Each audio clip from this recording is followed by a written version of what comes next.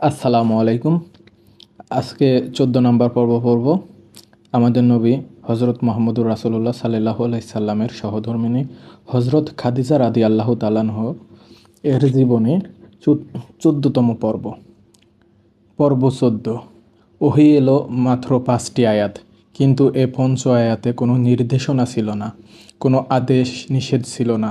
মুহাম্মদ সাল্লাল্লাহু আলাইহি সাল্লাম অপেক্ষা করতে লাগলেন, কিন্তু নতুন কোনো ওহীর সত্তর এলো না।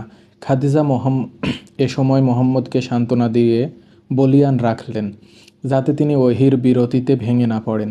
কিন্তু মুহাম্মদের জন্য এই ওহী বিরতি ছিল যতনার।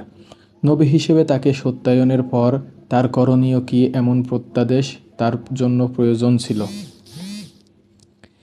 একদিন গেল, দুদিন গেল, তবুও নতুন কোনো প্রত্যাদেশ এলো না। মুহাম্মদের দুশ্চিন্তা বেড়ে গেল।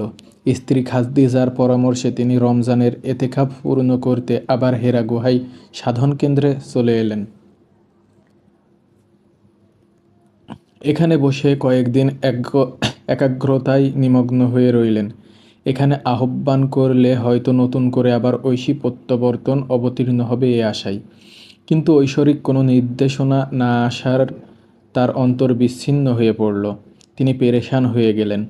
মাঝে ইচ্ছা হতে লাগলো পর্বত চূড়া থেকে নিচে লাফিয়ে পড়বেন, কিন্তু যখনই তিনি পর্বত শীর্ষে আরোহণ করেন তখনই শূন্য ইথারে জিব্রাইলের কায়া দেখতে পান।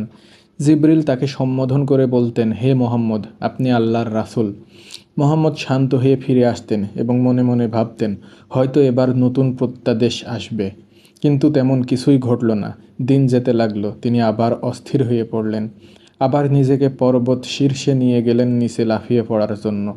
আবার জিবরিল এলেন এবং তাকে সম্বোধন করে আগের মতোই বললেন, হে মোহাম্মদ, আপনি আল্লাহর রাসূল।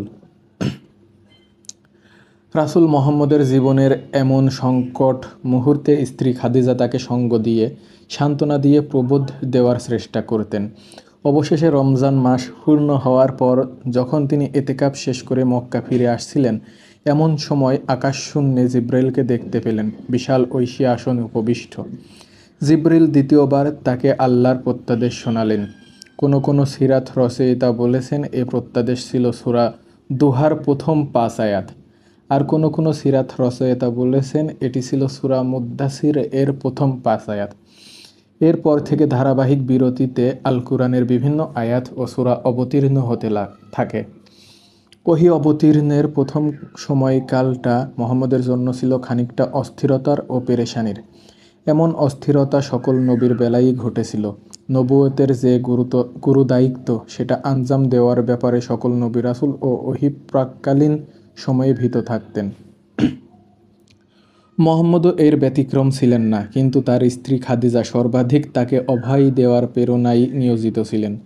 এতদিন যেমন তিনি নবুয়ত পূর্ববর্তী মুহাম্মদকে নবুয়তের জন্য তৈরি করেছিলেন, নবুয়ত প্রাপ্তির পর তার দায়িত্ব শতগুণ বেড়ে গেল। মুহাম্মদের নবুয়তকে পুরো পরিপুষ্ট করার জন্য বটবৃক্ষের মতো তাকে আশ্রয় দিলেন নিজের ছায়ায়। ইসলাম পূর্ব যুগে আমি একজন ব্যবসায়ী হিসেবে প্রায় মক্কায় যেতাম।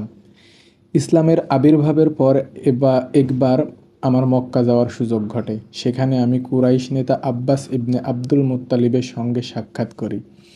আরও অনেকের সঙ্গে আমরা যখন মিনায় পৌঁছাই তখন সেখানে এক ব্যক্তিকে আসতে দেখলাম। সেখানে এসে তিনি ডুবন্ত প্রায় সূর্যের দিকে তাকালেন এবং নিজেকে প্রার্থনার জন্য প্রস্তুত করলেন।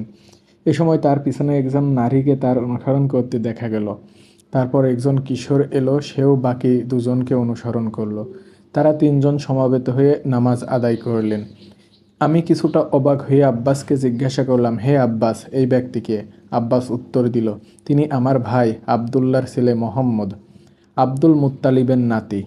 তিনি নিজেকে নবী দাবি করেন, যদিও এ নারী এবং এই বালক ছাড়া আর কেউ তার উপর ঈমান আনেনি। তবে তিনি দাবি করেন খুব শীঘ্রই তাকে পারস্য, মিশর ও রোম সাম্রাজ্যের শাসনভার প্রদান করা হবে। আমি জিজ্ঞেস করলাম, তার সঙ্গে যে নারীটি এই কে? আব্বাস বললেন, নারীটি তার স্ত্রী খাদিজা বিনতে খুলাইদ। আমি আবার জিজ্ঞেস করলাম, বালকটির পরিচয় কি? আব্বাস বললেন, বালকটি তার চাচাতো ভাই আলী ইবনে আবু তালিব। আমি ফের জিজ্ঞাসা করলাম, তারা সমবেত হয়ে কী করছেন? আব্বাস বললেন, তারা তাদের কথা অনুযায়ী নামাজ আদায় করছেন। বর্ণনাকারী পরবর্তী জীবনে আফসোসের সঙ্গে বলতেন, হায় আফসোস, আমি যদি সেদিন মুসলমান হয়ে চতুর্থ ব্যক্তি হিসেবে তাদের সঙ্গে নামাজ পড়তে পারতাম। এ বর্ণনাকারীর নাম আফিফ ইবনে উমর আল কিন্দি। তিনি নবুয়ত প্রাপ্তির একেবারে প্রথম দিকে মক্কায় আগমন করে ইসলামের প্রাথমিক দৃশ্যবলী অবলোকন করেছিলেন বটে, কিন্তু তখন তার ঈমান আনার সৌভাগ্য হয়নি। পরবর্তী সময়ে মুসলমান হয়েছিলেন। ইসলাম গ্রহণে বিলম্ব হওয়ার জন্য সারা জীবন তিনি আফসোস করেন। আফিফ আল কিন্দি এবং আব্বাস ইবনে মুত্তালিবের কথোপকথন থেকে নবুয়তের প্রাথমিক দৃশ্য যতটা স্বাভাবিক বলে মনে হচ্ছে, বাস্তব অবস্থা ততটা স্বাভাবিক ছিল না। গোপনে ইসলামের দাওয়াতি অভিযান চললেও মোহাম্মদ যে নতুন এক ধর্মের কথা প্রচার করছেন, এ কথা মক্কার মানুষের মুখে মুখে রটে যেতে দেরি হলো না। তিনি আল্লাহর পক্ষ থেকে নবুয়ত প্রাপ্ত হয়েছেন। তিনি এক ঐশী গ্রন্থের কথা মানুষকে শোনান। তার কাছে আল্লাহ প্রেরিত ফেরেশতা আসেন। এসব নিয়ে মক্কার লোকজন কানাঘুষা করতে লাগলো। এমনকি ভরা মজলিসে তার নবুয়ত প্রাপ্তি নিয়ে হাসাহাসিও হতে লাগলো। কেউ কেউ তো বলেই বসলো, তার কাছে ফেরেশতা আসে না, ছাই গিয়ে দেখো কোনো শয়তান বা জিন ভর করেছে তার ওপর। আরবে তখন প্রচুর পরিমাণে জিন ও শয়তানের প্রভাব ছিল। বিশেষত অনেক গুণিন ও জ্যোতিষী ছিল, যারা জিন ও শয়তানের মাধ্যমে মানুষের ভবিষ্যৎ বলতো এবং নানা রকম জাদুটোনা করত।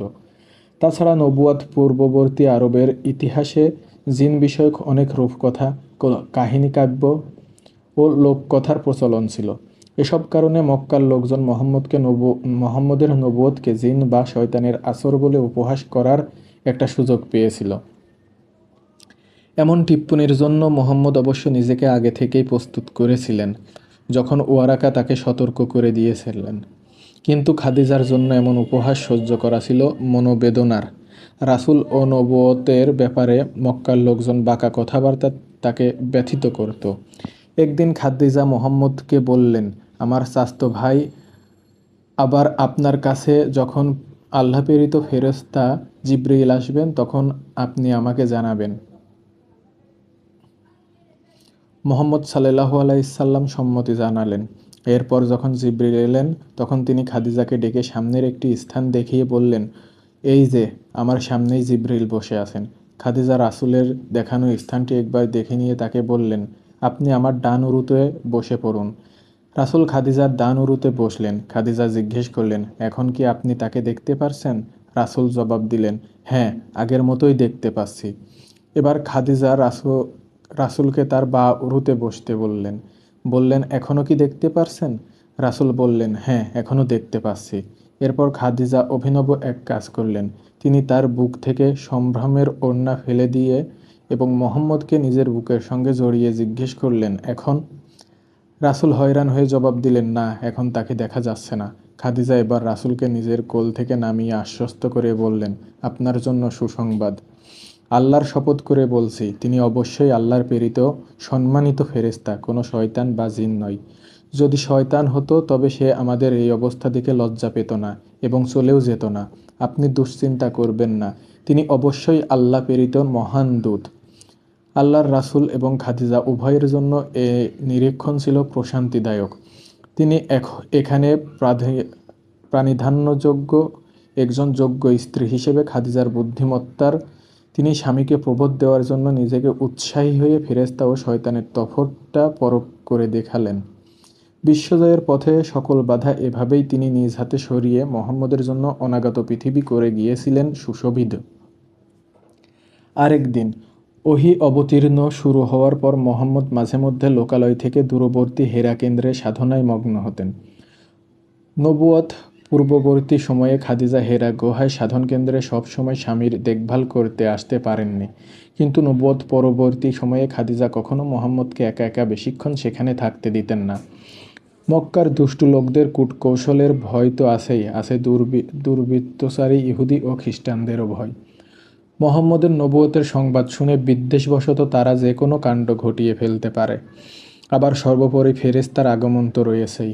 মুহাম্মদ এখনও জিবরাইলের আগমন স্বাভাবিকভাবে গ্রহণ করতে পারেননি। প্রথম দর্শনের ভয় এখনও তাকে জেভরার করে রেখেছে। এ সময়কালে একদিন খাদিজা মুহাম্মদের জন্য খাবার নিয়ে মক্কা থেকে হেরা কেন্দ্রের দিকে যাচ্ছিলেন। পথিমধ্যে হঠাৎ এক ব্যক্তির সঙ্গে দেখা হয়ে গেল। লোকটি খাদিজা এর কাছে আগে দেখেনি কখনো। দেখা হতেই লোকটি মুহাম্মদ সম্পর্কে নানা প্রশ্ন করতে শুরু করলেন।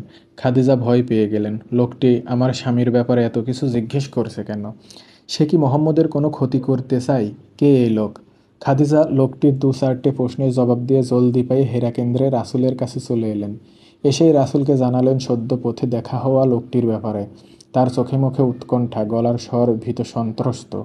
কিন্তু মুহাম্মদের চেহারায় দুশ্চিন্তার কোনো আভাস নেই, বরং তিনি খাদিজার উৎকণ্ঠা দেখে মিটিমিটি হাসছেন। খাদিজা ধন্দে পড়ে গেলেন। অবশেষে রাসূল জানালেন মূলত লোকটি ছিলেন জিবরিল। খাদিজার সঙ্গে কথা বলে একটু পরখ করে দেখার জন্য তিনি এমন মানুষের বেশে তার সামনে এসেছিলেন। মাঝে মধ্যে এরকম হতো, মুহাম্মদ হেরা গুহায় ধ্যানমগ্ন থাকতেন, এমন সময় জিবরিল আসতেন, রাসূলকে ঐশী বাণী শোনাতেন এবং পরবর্তী করণীয় ঠিক করে দিতেন। এর মধ্যে খাদিজা আসার সময় হয়ে যেত। একদিন এমনই হলো। দূর থেকে খাদিজাকে আসতে দেখে জিবরিল রাসূলকে জানালেন, ওই যে খাদিজা আসছেন, তার হাতে আপনার জন্য খাবার ও পানীয়। যখন তিনি আপনার কাছে আসবেন, তখন তাকে আল্লাহর পক্ষ থেকে সালাম জানাবেন এবং আমার পক্ষ থেকেও সালাম জানাবেন। আর জান্নাতে তার জন্য একটি মণিমুক্তার প্রাসাদের বন্দোবস্ত করা হয়েছে। সেখানে তিনি পার্থিব সকল দুঃখ কষ্ট ব্যতীত বসবাস করতে পারবেন। জিবরিল চলে গেলেন। একটু পর খাদিজা এলেন হেরা কেন্দ্রে। তিনি আসতেই রাসূল সাল্লাল্লাহু আলাইহি সাল্লাম তাকে জিবরিল বর্ণিত সুসংবাদ শোনালেন। খাদিজা আনন্দিত হয়ে বললেন, আল্লাহ হলেন পরম শান্তি এবং তিনিই সকল শান্তির উৎস। হে আল্লাহর রাসূল, আল্লাহর পক্ষ থেকে শান্তি তো আপনার উপর বর্ষিত হোক। আর যারা এমন অভিবাদন শোনাবে তাদের সকলের উপর শান্তি বর্ষিত হোক, তবে বিতাড়িত শয়তান নয়। এবং শান্তি বর্ষিত হোক ফেরেশতা জিবরিলের উপরেও।